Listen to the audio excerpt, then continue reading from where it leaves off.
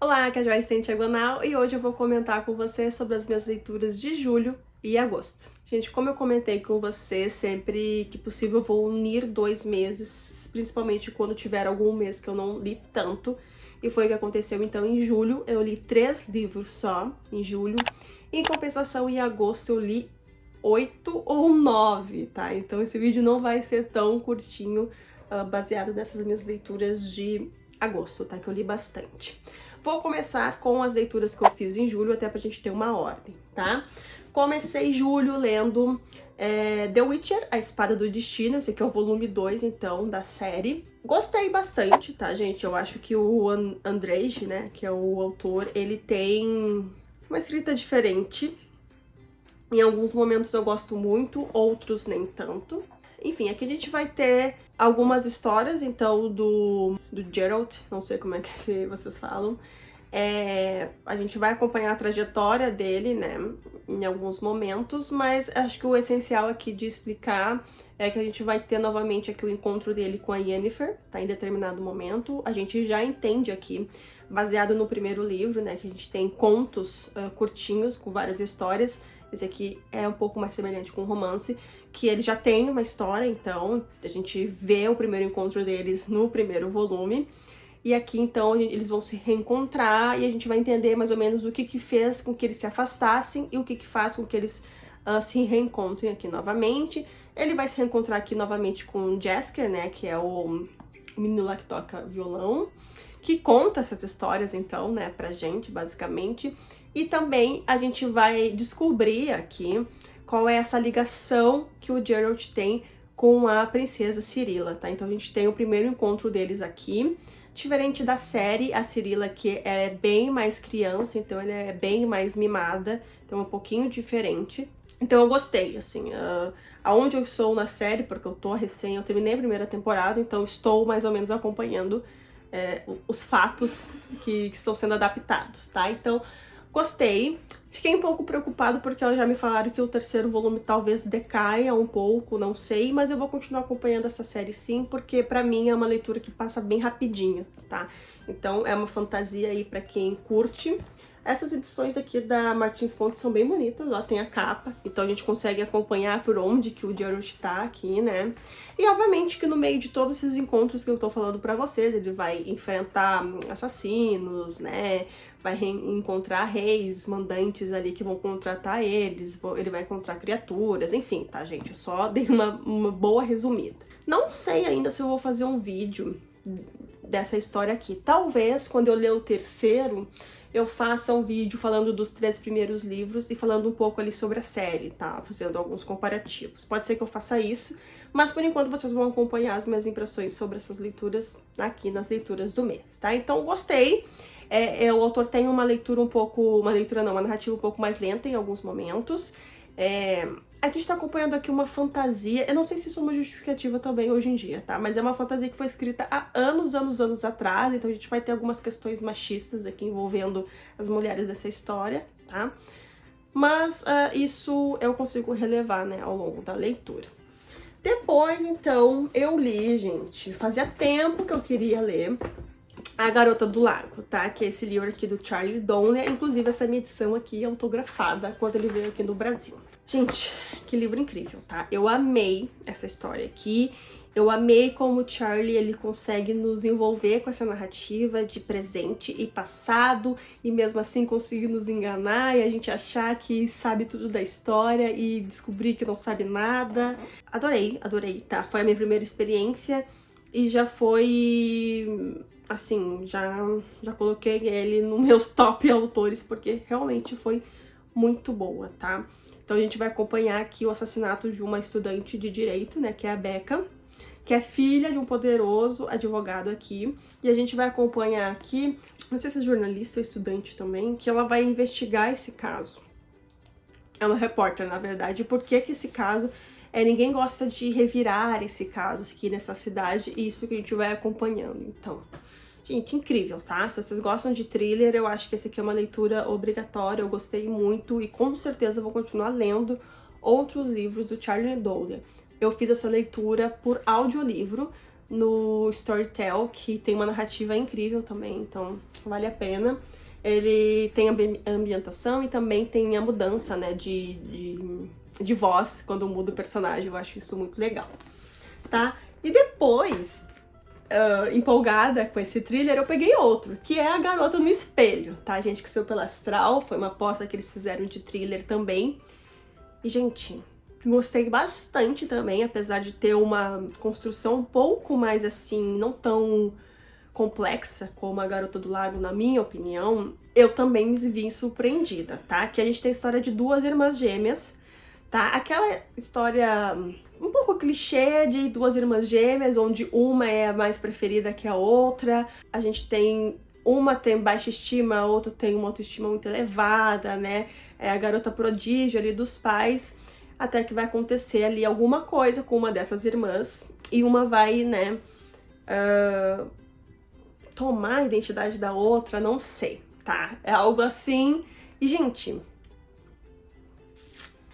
muitas coisas acontecem nesse livro, a gente se questiona a todo momento várias coisas que estão acontecendo aqui, e o final é daqueles de explodir a cabeça, assim, de não acreditar no que tá acontecendo. É realmente bem legal e é um thriller um pouquinho mais curtinho, tá? Então eu gostei também, pra quem curte thriller vai gostar bastante, mas assim, não é um Garota do Lago, tá? Mas eu, como tô lendo vários thrillers, eu acabei gostando, então eu acho que vale a indicação também. Então essas foram as minhas 3 leituras de julho e agora vamos para as leituras de agosto, que não estão em ordem, tá? Vamos falar primeiro então sobre Veneno, o Anjo.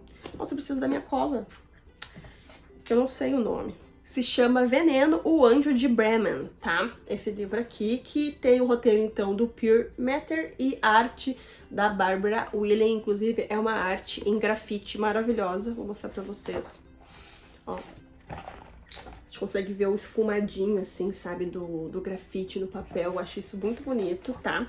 E essa é uma graphic novel de true crime, então a gente vai acompanhar a história da... eu não sei pronunciar, tá, gente? É um nome alemão, então me relevem. Da Jesse Gottfried. Provavelmente não é assim, mas é uma história, então, que aconteceu em 1831 na Alemanha. E a gente vai acompanhar aqui uma personagem, que provavelmente essa parte é ficção, não tenho certeza, onde ela vai chegar nessa cidade, né, para descobrir um pouco mais sobre essa mulher, né. E quando ela chega nessa cidade, essa mulher está prestes a ser executada, então, pelos crimes dela, porque ela foi acusada de envenenar várias pessoas ao seu redor, como filhos, vizinhos, maridos, namorados. Então, ela foi acusada, então, desses crimes. Por outro lado, ela vai descobrir, então, pesquisando mais sobre a vida dessa mulher, ela vai descobrir que essa mulher, na verdade, era muito benquista ali naquela comunidade. Então, que ela fazia trabalhos de ajudar as pessoas mais pobres, de dar alimento para as pessoas mais pobres, enfim. Então tem esses dois lados da balança, isso deixa ela muito curiosa, ela vai começar a adentrar, né, nessa investigação e talvez ela corra algum risco aqui no meio de tudo isso, tá? Gente, muito bom mesmo, como eu falei, a arte é muito bonita, tá? E eu gostei bastante de ter conhecido esse caso, não conhecia, mas pra mim ficou incrível nesse formato aqui, e a Darkside arrasou, né, de trazer mais essa Lady Killer, assim, pra essa coleção aí de mulheres assassinas, então gostei muito de ter conhecido. Depois eu li 2 livros da Agatha Christie, tá, gente? Eu li primeiramente, e não sobrou nenhum, né, que eu acho que eu comentei com vocês em algum outro vídeo, e li depois Assassinato no Expresso do Oriente, tá? Li esse aqui primeiro porque muita gente me falou que era um dos melhores livros da Agatha Christie, tá? Então eu inicio a leitura lendo inclusive um texto de apoio da própria Agatha, dela explicando como esse foi um dos livros mais complexos e difíceis dela escrever. Ela explica tudo isso no textinho, achei muito legal. Eu, sinceramente, achei incrível, tá, gente? A gente tem aqui, acho que 9 pessoas que vão ser convidadas por uma pessoa misteriosa pra uma ilha ali meio no meio do nada. E essa ilha, ela tem dias certos onde vem uma embarcação pra trazer e resgatar as pessoas dessa ilha. Então eles ficam ali durante, acho que uma semana sozinhos. E vai começar a acontecer alguns crimes dessa ilha, essas pessoas vão acabar morrendo.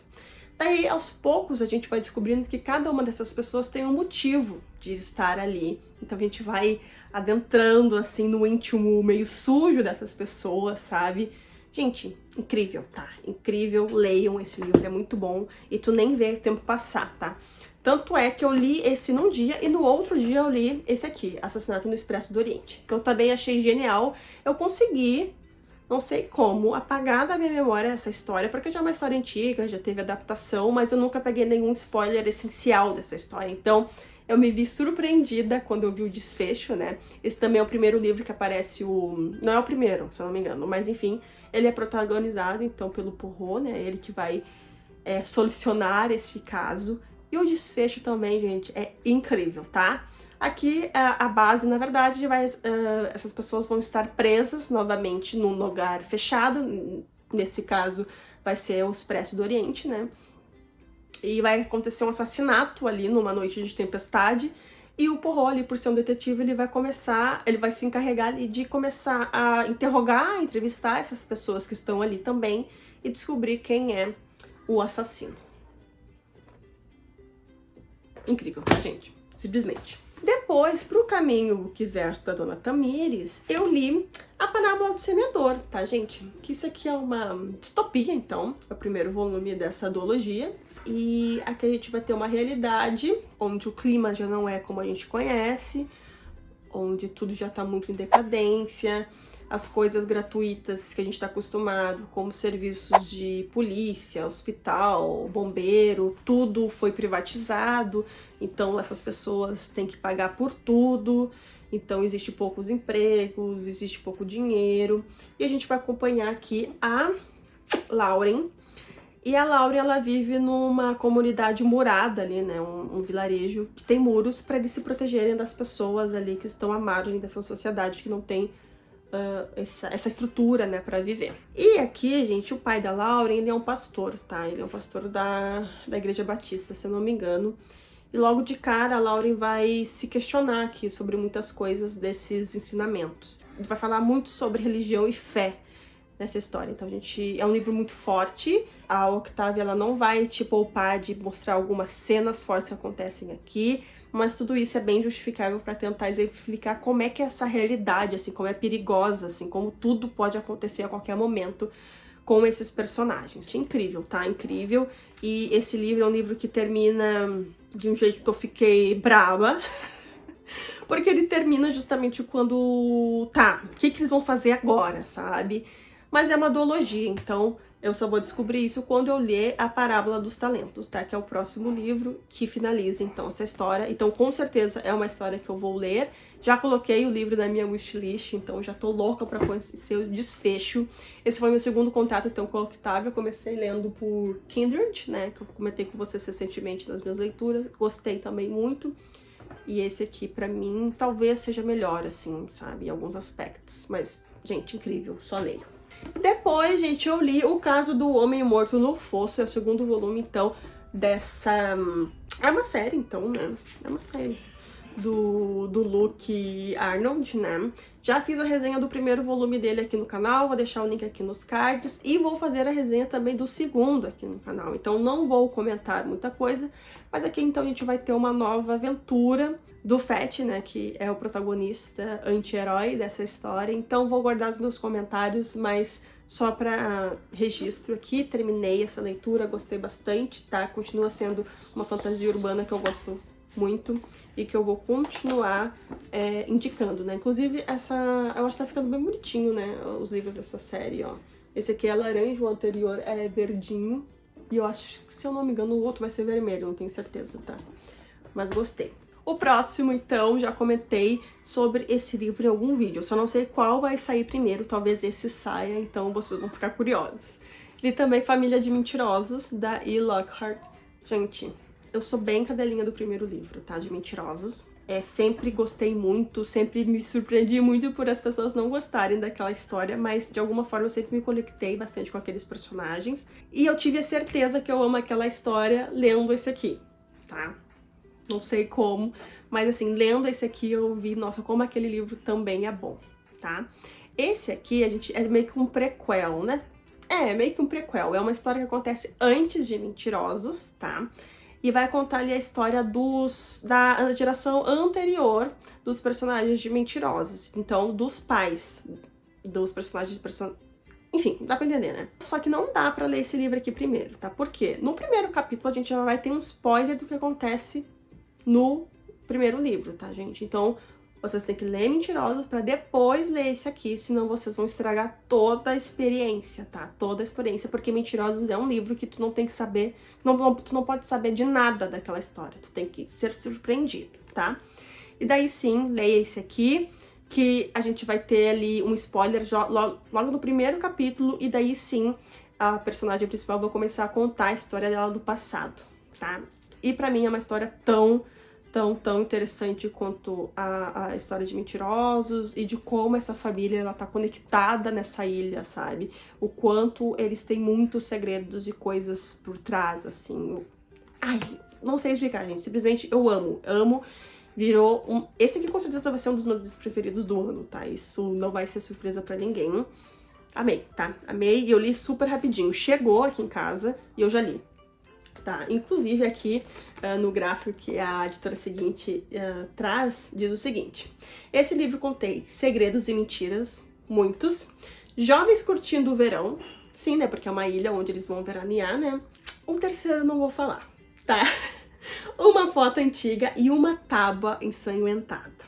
O terceiro não vou falar, tá? Que pode ser um spoiler, não sei. Enfim, tá? Depois, gente... Depois eu li essa graphic novel aqui, tá? E simplesmente essa graphic novel me fez chorar. Coisa que fazia muito tempo que um livro ou uma graphic novel ou qualquer coisa não fazia comigo, tá? Fazia muitos meses que eu não chorava, tá? Com uma história. E essa aqui me fez de eu... Sabe quando vem vindo, tu vai virando as páginas finais e tu... Sabe, meu queixo tremendo e eu, meu Deus, isso vai acontecer, aconteceu, tá? Balada para Sophie, a gente vai acompanhar aqui a vida do Julien Dubois, que é um pianista aposentado já, tá? Já é um velhinho, ele já tem um problema de saúde. E ele tem uma fama ali, uma fama carrancuda ali de não ceder em entrevistas, enfim, ele já tá ali no final da vida, então ele não é muito simpático, tá? Mas vai vir uma jornalista ali que vai conseguir convencer ele, por causa da persistência dela, em dar uma entrevista pra ele, desde que ela siga ali algumas instruções dele. Então a gente vai acompanhando essa entrevista, ao mesmo tempo que a gente vai voltar então ao passado e ver como que era a vida dele, como ele se tornou então esse grande pianista, tá? E, gente, é muito boa, tá? Esse aqui é uma dupla de artistas de Portugal, tá? Então é o Felipe Melo, responsável pelo roteiro, e o Juan Cavia, que faz a arte, né? Que inclusive eu não mostrei pra vocês ainda, mas é lindo, ó. O que mais achei legal, eu fiz várias marcações, não sou muito de fazer marcação em quadrinho. Inclusive, eu postei no meu Instagram algumas delas e são incríveis, tá? Se vocês não me seguem, @estanteagonal, eu sempre que eu tô lendo alguma coisa muito incrível, eu posto fotos de alguns quotes, tá? Deixa eu ler aqui uma pra vocês que é bem legal. Que isso aqui eu sempre concordei, tá, gente? Que é a minha relação com flores. Tem duas frases, tá? Vou tentar passar o contexto aqui, que é de dois personagens que estão ali passando por problemas, que eles vão ficar um tempo juntos, tá? Só pra tentar amenizar um pouco a dor que eles sentem. E daí diz o seguinte: quando duas pessoas destruídas estão à beira de um abismo, a tentação de saltar se torna ainda mais irresistível. E a outra, que fala sobre essa minha relação com flores, é muito interessante. Olha o seguinte: nunca entendi muito bem por que raios se oferecem flores às pessoas. É um prazer muito sádico. As flores nunca duram muito. Qual o prazer de ver as coisas murcharem e morrerem? Parece que só servem para nos lembrar do nosso próprio prazo de validade. Gente, isso é uma coisa que o Julien fala pra essa menina em determinado momento dessa história, tá? Gente, muito bom, emocionante, surpreendente no final, também dolorido. A vida desses personagens não vai ser tão fácil assim. E no final tem uma surpresinha que a gente vai descobrir a balada de Sophie. Eles colocaram aqui no final um QR Code, né, do Spotify, ó. E se tu escanear o código, tu vai conseguir escutar essa balada, feita pelo Felipe Melo, que também é músico, tá? Então achei incrível, tá? Toda a ideia dessa história, o jeito que ela foi criada, o jeito que ela é contada pra mim, incrível, tá? E a última e não menos importante, eu terminei então o mês, não terminei, não foi minha última leitura, mas enfim, o último desse vídeo é Galateia, tá? Esse aqui é um livro super curtinho, que foi lançado pela Planeta Minotauro, né? Da Madeline Miller, tá? Mesma autora de A Canção de Aquiles, mesma autora de Circe, ó, bem curtinho, bem pequenininho, e é um conto, então, é um conto ilustrado de Galateia. Deixa eu até mostrar aqui como é que é, ó. Tem um pouquinho de história, daí eles botam uma ilustração, ó. E aqui a gente vai acompanhar uma mulher que está presa. Deixa eu até ler aqui para ser um pouco mais contextualizado, ó. Uma prisão no topo de um penhasco. Dentro dela, uma mulher é monitorada dia e noite por médicos e enfermeiros, repetidamente, e sem que ela saiba quando um homem a visita. Quando ele vem, a mulher deve se transformar em pedra e então voltar a vida em suas mãos. Então ela vai fazer uma nova adaptação, como ela fez com A Canção de Aquiles, como ela faz com Circe, tá? E ela conta aqui que ela teve a ideia de adaptar esse conto aqui quando estava escrevendo Circe. Então eu achei bem pesada essa história aqui, mas é interessante, eu acho que tem a mesma pegada ali de Circe, talvez. Ainda não li Circe, mas já li alguns comentários, já li algumas resenhas e tal, e eu acho que tem a mesma pegada, então pra quem já leu Circe vai gostar bastante. E eu gostei, eu fiquei curiosa, assim, já tinha lido A Canção de Aquiles, então li esse aqui, gostei, e agora eu quero finalizar ali os livros da Madeline que foram lançados aqui no Brasil com Circe, que eu acho que vai ser uma leitura bem mais pesada que as anteriores, né? E o conto que ela tá fazendo a releitura aqui é de Pigmalião, tá? O hábil escultor que se apaixona por sua obra-prima, em mármore, em Galateia. Então é muito legal, tá, gente? É um conto que fala sobre liberdade, né? Sobre como as mulheres são vistas como objeto pelos homens. Então, bem interessante, acho que vale a leitura também, certo? Então é isso, gente. Essas foram as 12 leituras? Foram 12? Acho que sim, né?